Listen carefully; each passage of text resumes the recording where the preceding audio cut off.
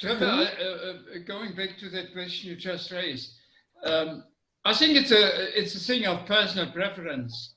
Even though I do participate in a lot of online meetings, I still somehow prefer the face-to-face. I didn't allow you any personal preference. I gave you one choice. Okay, my choice is still face-to-face. Okay, good. Then give me your laptop and your Zoom. You're not allowed to use it anymore. Life is full of choices. Life is full of choices. Okay, I mean, I'll give that to you. Yeah, but it's an interesting. Just for me, it's been very interesting how it's educated me on this technology. So I'm excited about it, I must say. If I just may mention that, I know of a South African young woman who's been living in Chile for the last 5 years. And she's a very experienced coach, and she also lectures at Cape Town University. And all she does is online coaching and teaching. So for years now. Actually, she has got a webpage called Coaching with Technology. Right. Morning, Cello. Morning, Steve. Welcome back. Good to see you. Right. I think we've just gone past the top of the hour, so I think we'll kick the session off. This morning, Lee's not joining us, so you're going to have to bear with myself trying to drive the show in her absence. So I'll do my best to match up to her high standards. But welcome. Morning, Gavin. See, Gavin's coming on board now as well. Fantastic. So, not sure if all of you saw the slide deck from Lee last night, but Trevor sort of asked the question for those of you who weren't online just now: is if you only had the choice of meeting people face to face or doing it over this kind of medium in the future, what would you choose? And Lee's question, opening slide was that. So I thought that was pretty appropriate. Good question. What is that people want and need right now? So I think it's a great question to start the session off with. So yeah, who'd like to pick up on that question? I would actually. Great. I think these meetings, these types of meetings, these online meetings are useful, but they're not the place to solve serious problems. When there is something that needs attention seriously, when there's something that really needs to be solved because it's important, I think face-to-face is necessary, because it's like people driving a motor car. In a motor car, most people are idiots, and they're aggressive, and and that's unfortunately what happens online. These people are brave because the body language is not all there. The proximity to the other human being is not there, and as a result of that, people behave like idiots online. And it happens on numerous occasions. I've seen it many times. And as soon as you get face-to-face, the attitude is different. So I believe it depends on the nature of the meeting. If you're doing a functional meeting, if you're doing any of that sort of stuff, online is great. But if you're trying to solve any problems, I think face-to-face is absolutely necessary. Great, thanks, Gavin. You have some interesting thoughts on that. Herman, yes. Yeah, I just wanted to mention to Gavin that, as what I mentioned earlier, that I know a coach who makes a very good living, and she's worldwide known. And all she does is coaching online. But what I would like to go further to, what do people want? And again, the coaching business flourishes today because people don't really, or many people don't really know what they want. And if they have an inkling, they have no idea how to get it. And that's, I think, why coaching is such a successful profession and has become over the last number of years, because people are not and I'm generalizing, but a lot of people just do not know what they want. Great, thanks, Herman. Yeah, and I think it also that question leads on nicely from our discussion yesterday about the mentorship and mentorship that you spoke about, Herman, and it brings in some interesting ideas as to why people are following some of these coaches and mentors, and yet when you go online, as you said, Herman, you find people are weak in that environment. But some interesting thoughts. Yes, Cecile. I saw last night that that the medical aids have even got codes and things now for psychologists and psychiatrists to do their coaching online or their counseling online because of the time that we're living in. And one of the psychologists was saying it is difficult for them to adapt because you can't really read the person's body language as good as you can when you are in person with the people. But difficult times. You have to look for alternatives, and a lot of people are desperately still looking for psychologists and to talk to and to get counseling. So a lot of that is happening online as well now, because people are stressed out because of what's happening. I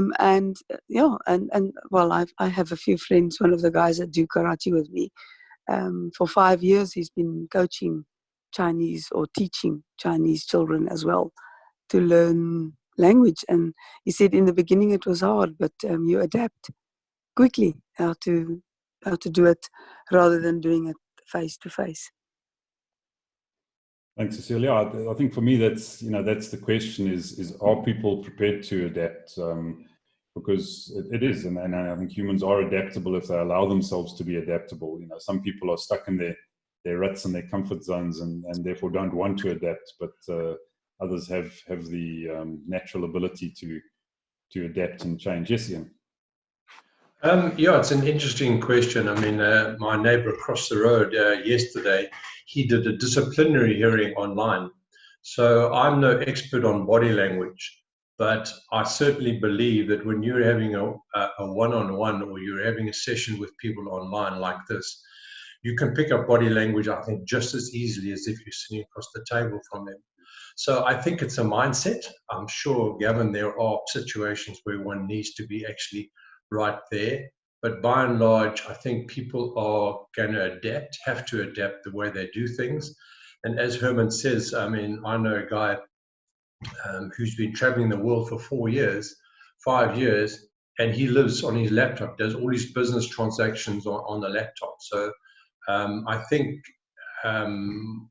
we need to look much broader in terms of where this technology and what it can be done, because for a lot of us, the old boys like Trevor and myself, I think it's a learning curve that we're going through, but it's actually quite amazing that what you can actually do once you start really getting into the technology. So I'm sure there are exceptions, but by and large, I think a change of mind shift and mindset will explore or uncover some huge opportunities that people really probably didn't feel they needed to do because there was no need at the time, but now necessity becomes the mother of invention. Great, thanks, Ian. Let's go to Tselo, and then I'll come back to Guy. Good morning, everybody. I want to pick up exactly where Ian just left off, because it's exactly what I wanted to say as well.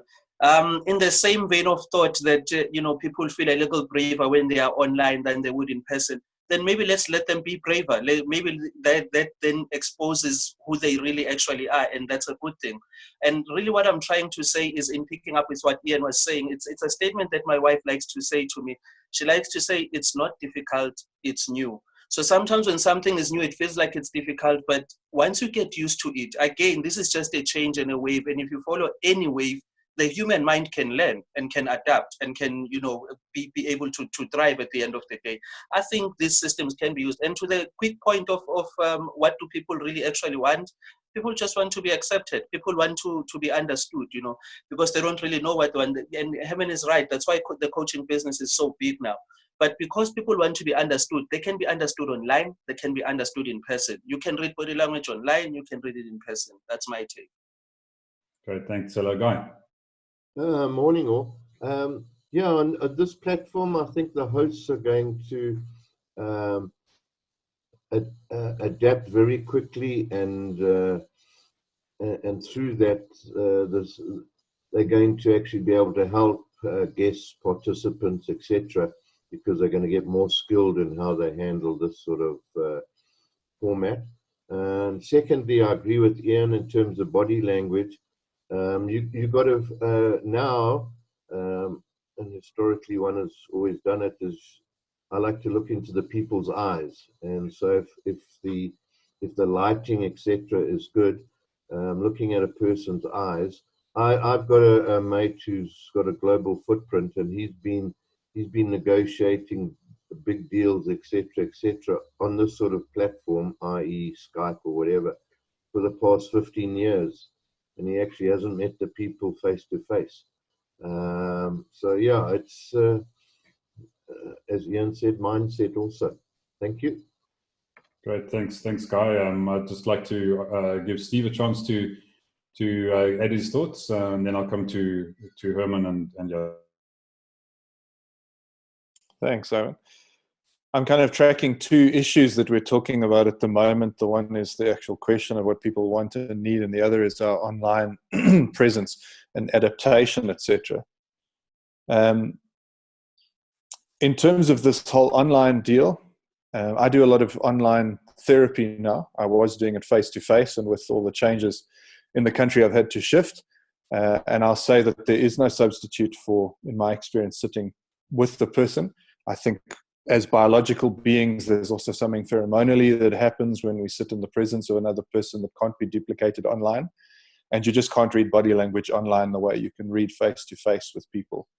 I also think that adaptation is an important concept for people, for human beings, but it's not necessarily the bottom line. If you look at ethics, for example, adaptation is not always the driving force there. We don't necessarily want to adapt our ethics continually just to shift and change situations. So adaptation, very important, yes. But this online thing is challenging for people that require far more personal interaction. So there are ways around it, and I do think we need to think creatively and not be stuck in a box. But I also think that the online environment is not necessarily the global answer that people might think it is. And I do think that face-to-face and human-to-human interaction is still going to be, and should still be, very important. In terms of what people want, yeah, I've got no comment really on that right now, but I'll keep listening. Right, thanks, Steve. Herman, yes. Well, there is one aspect with the whole online kind of meetings like we have here. I think it compels a much greater discipline than sitting in a group and face to face. Because if the facilitator is good, in a live situation, if I start saying, all right, I'm now giving the word to Guy, for example, but Skeller doesn't feel heard yet, and that's purely his opinion. We might get into an argument, whereas online I can stop him by just muting him. So what I'm trying is, and I think there's a natural tendency in our conversation to be more disciplined online than we might be face to face. Thanks, Herman. Yeah, I think it's an interesting concept because initially when we started some of these meetings and some of the other meetings that I've been in this environment, that natural tendency that you have in the physical world to chip in and to override sort of definitely raises its head in those early stages, and that the learning and the adaptation to operate in this kind of environment is also, I think, a process that we need to go through. And as we do it, we're going to find better and better ways of doing it and better ways of interacting with each other. That's my opinion anyway. Jasper, I'd like to hear your thoughts. I think it's not a or question, it's an and question. So I think That's what most of the previous speakers alluded to, depending on the situation. And I know, for example, one of the challenges that Gavin faced earlier this week at that old age home, not something that you could have solved online, but to stick with the question, what is it that people want and need right now? I think probably the word that comes up in my mind is hope. People are so uncertain about what is lying ahead, and nobody knows what the future holds. And I think a lot of people are now in conversations in the hope that someone can give them an answer and reassure them that it's worth it. Hang in there. The future is better than the past. So I think that's what people need right now. And then there's the obvious, depending on what people's group you're talking about, my heart goes out for people in the townships. I think there's some real needs and basic needs that needs to be met right now. So yeah, so it's a question that one will have to define before you can answer. Great, thanks, Jasper. Trevor, what are your thoughts? Well, I think you should advance forward to the Zig Ziglar slide of what he determined to be the 8 factors of what people want or need. And as you're going there, I'm reminded of Paul Pilzer. I first met with Paul about 30 odd years ago. And he basically turned around then and said it wasn't important what people wanted or needed. What you should do as a business operator is imagine a need and create it. And I think he was a forerunner of these billion-dollar initiatives where people were coming up with the technologies that people didn't even understand, and they were creating the backbone to the Facebooks of this world and Bill Gates and Microsoft and all that sort of thing. And I'm wondering what comes first. Do you imagine a need and create a business concept out of it, or do you go and research what it is that people want and need when they don't even know what they want? And then do you provide them with something? So it's probably when Jasper says it's not an or, it's an and question, it's a mix between that. But I like this little slide if you want to take us through that. Great, thanks, Trev. Yeah, look, looking at this particular slide for me, there are a lot of very broad statements on it, and so it's an interesting thing. The question is, can we generalize? And people will be at different stages in their lives and in these different areas, and they might well mean different things to each of us. So as people have been talking, my thoughts have been going around is not what do people want, is what do I want?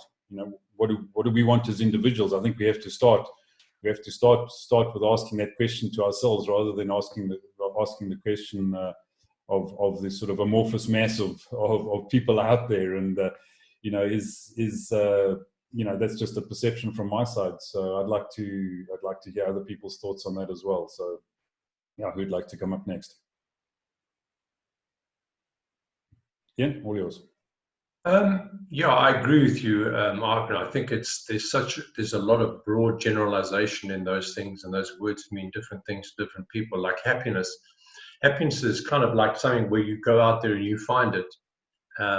So people are always seeking happiness, but happiness is from within, and there's a number of factors that contribute to whether you're happy or not. So that's a really hotly debated subject in that world of what people should be feeling. I want to be happy. Well, what does that mean? So there's some of them are pretty obvious. We all want to be healthy. Wealth again means different things to different people. So I agree with you. I think there's a lot of generalization and very broad areas there that apply, different senses they are. Right, thanks, Ian. Yes, Gavin. I find it interesting. Ziglar's obviously just taken Maslow's hierarchy and turned it upside down. And to me, the piece that's missing is the self-actualization thing, the creation thing, the what are you contributing? That's what's missing here. And yes, agreed, these are big, broad terms and all that sort of stuff. But I honestly believe a lot of these things, like, for example, the happiness and the peace of mind and the hope for the future, all that sort of stuff is actually almost reliant on the fact that you're creating something, that you're doing something, that you're contributing in some way. So I think that piece needs perhaps to be added.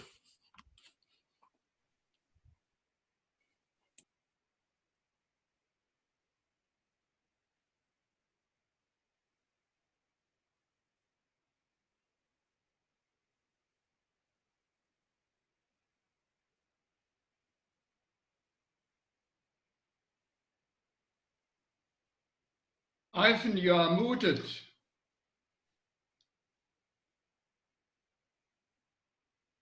All right. Well, while Ivan's trying to get his sound together there, I'm just looking at this list. I'm listening to Gavin. I'm listening to Ian. And as a developer of business concepts, I'm always looking for the trigger that helps identify what might be the next business project that I look to develop. And I think these 8 factors tend to point us in the right direction. If you're developing an investment company or an investment product, you get an idea that people are looking for wealth. So Adrian Gore would say health, wealth, and security. So he would look into those type of factors. It gives me some clues, but I did like the idea of the self-actualization being added into this, and for the first time, I've seen that Ziegler didn't put that in there, but he certainly discusses it in all of his autobiographies.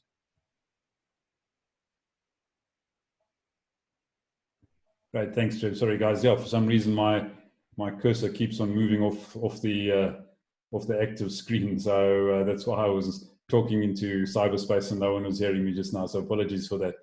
Guy, you had your hand up. Would you want to take there? And then I'll come to Herman, and then I think Steve was also looking to chip in. So let's go with Guy first. Just following up on what Ian mentioned, yeah, a lot of people mistake happiness with having fun. You know, fun is short-lived and shallow. Happiness becomes deeper down within inside you, and I think a lot of people today are going through FOMO. Because they've been restricted, and they are trying to look for some hope from wherever or whatever. And I think therein lies the danger, where they're looking for hope. They need to obviously consider the source that they're getting that hope from. Thank you. Great, thanks, Guy. Herman, yes? Trevor was referring to his being a developer of business, and I'm a developer more on or assisting human beings to develop. And I don't know whether you saw one of my favorite quotes, which I put into the chat column, which is by Marcel Proust, saying the true voyage of discovery is not in seeking new landscapes, but in having new eyes. And I think that's what is needed to assist people to discover their wants and sometimes even their needs. Thanks. Great, thanks, Herman. Steve, I think you were looking to comment there. Yeah, not so much a comment, really, just a question. I'm just paying attention, seeing as I'm new to this group. Are we focusing on these topics sort of primarily from a business perspective? What's the angle within which we investigate? Is it quite sort of all-encompassing? Thanks, Steve. Yeah, I think it is, but I'd like Trevor to pick up on that and perhaps just it's a good question, because I think, you know, there are different people on the chats, you know, on a daily basis, and it's worth talking about that. Thanks.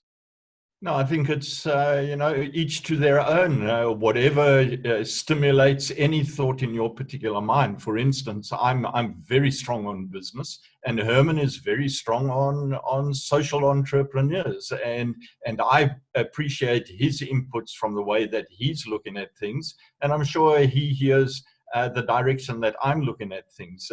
There's not a comment that goes past that I don't think about, okay, so how do we apply this into a new business or into a new product or a new service that generates revenue? So, but I know that's very different.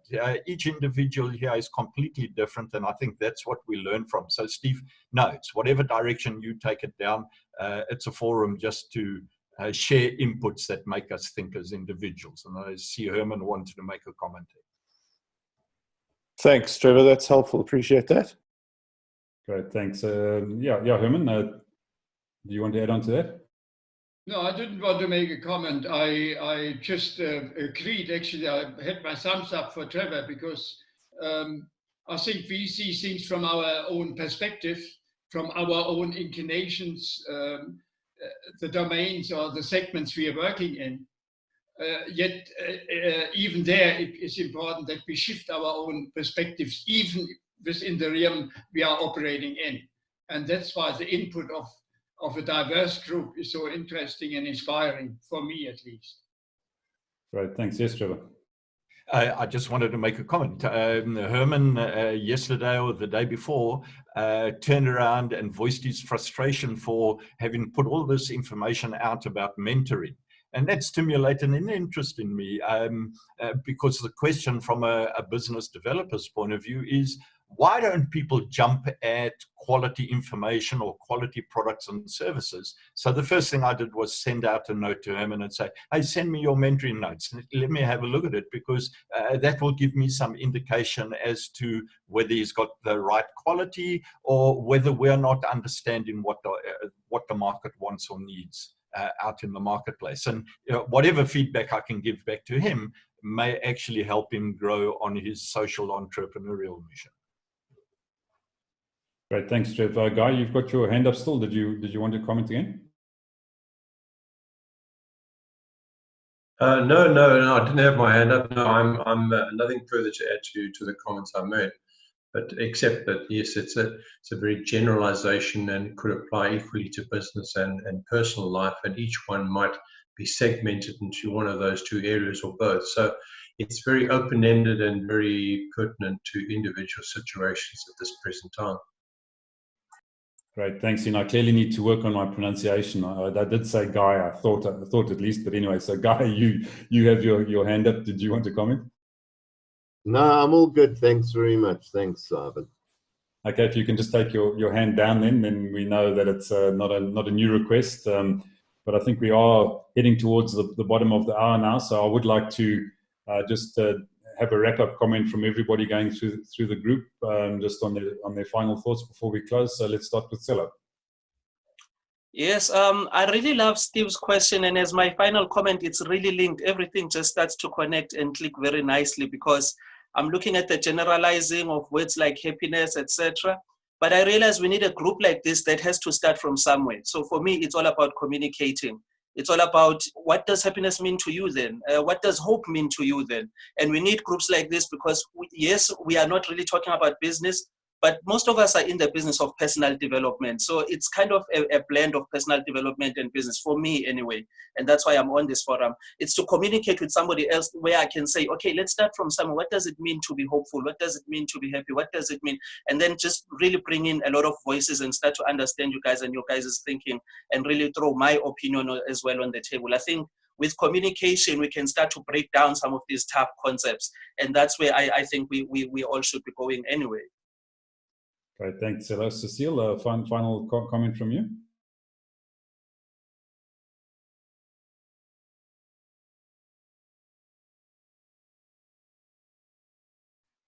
Cecile, are you with us? Would you like to have a wrap-up comment? Sorry.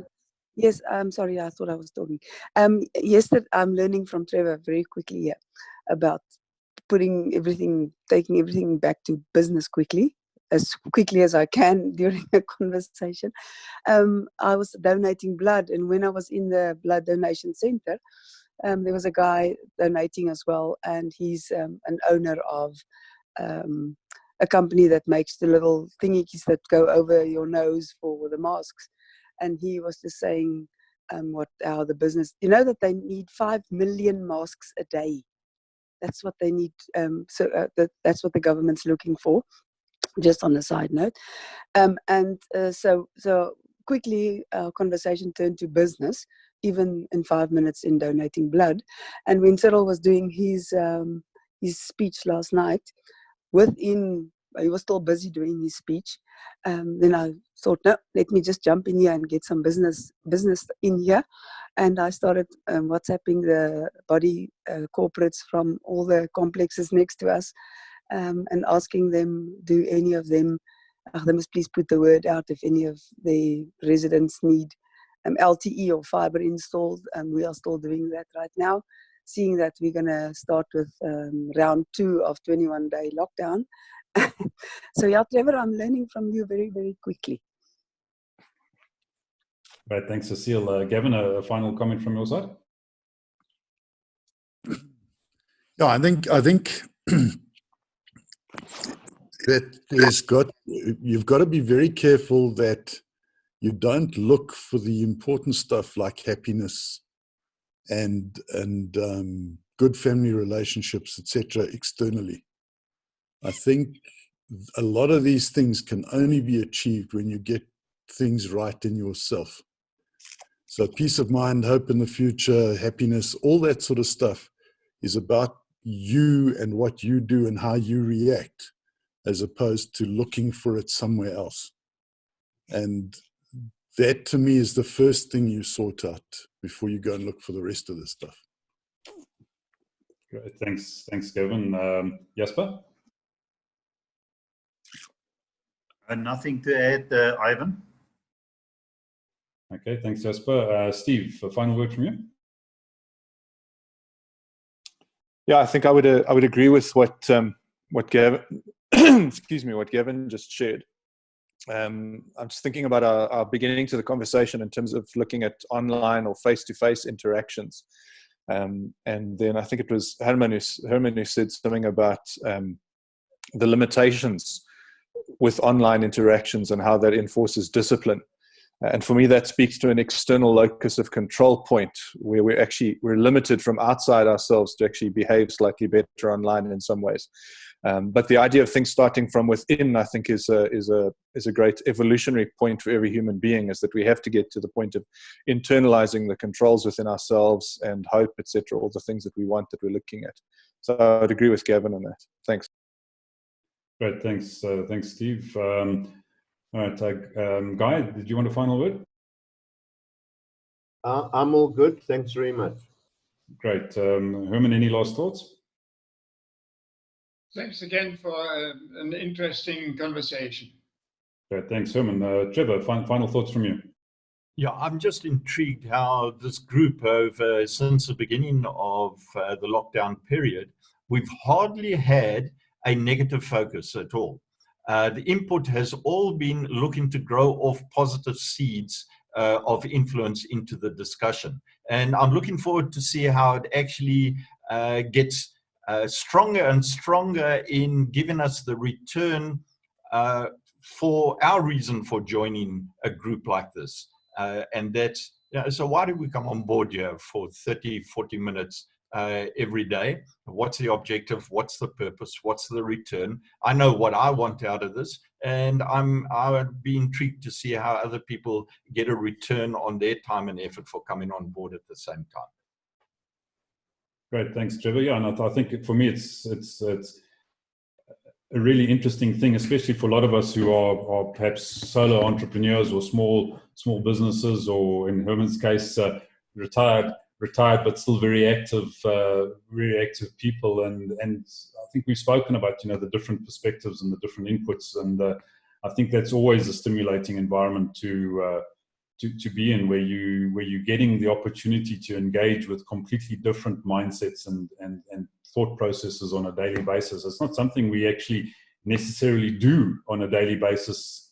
If we go back to the old normal, you're going about your business, you're in your environment, you're doing what you've always done. I think this, for me, is something new, something invigorating, something very different. So thank you, everybody, for your participation. Herman says he's not retired and never will. Herman, I'm with you 100% on that. I think retirement is an outdated concept, and it's something all of us have to think about going forward as we live longer and longer. So Fantastic chat today, folks. Really enjoyed it. Look forward to seeing you tomorrow morning at 8 o'clock. Have a great day. Cheers. I do receive a pension.